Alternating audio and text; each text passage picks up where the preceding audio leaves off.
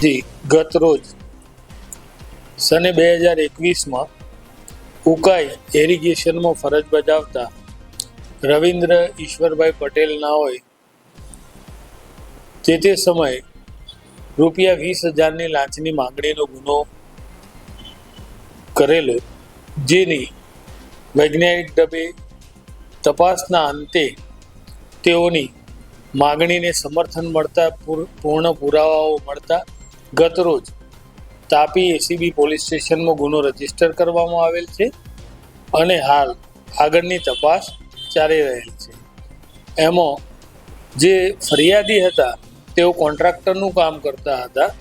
એને કોન્ટ્રાક્ટના સાધનો રહ્યા, એ સાધનોનું બિલ જે અંદાજિત રકમ હતી 5 લાખ આસપાસ, જેનું 10% લેખે એટલે કે 57,000 રૂપિયાની એમણે એ બિલ મંજૂર કરવાના આવેદન પેટે માગણી કરેલી, જેમાંથી 20,000નો એક હપ્તો પ્રથમ આ કામે આરોપીને આપવાનો હતો, પરંતુ એ દિવસે આરોપી એ હાજર નહીં હોવાથી છટકું નિષ્ફળ રહેલું અને 20,000ની માગણીને સમર્થન મળતા પુરાવાઓ મળતા ગુનો રજીસ્ટર કરવામાં આવેલ છે અને આગળની તપાસ હાથ ધરેલી છે.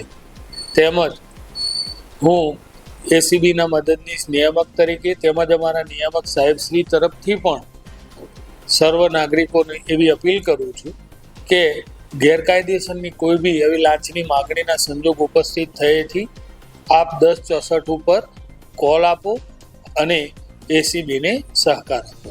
Thank you. ગુજરાતીમાં શેર બજાર શીખવા માટે આજે જ નીચે આપેલા નંબર પર સંપર્ક કરો.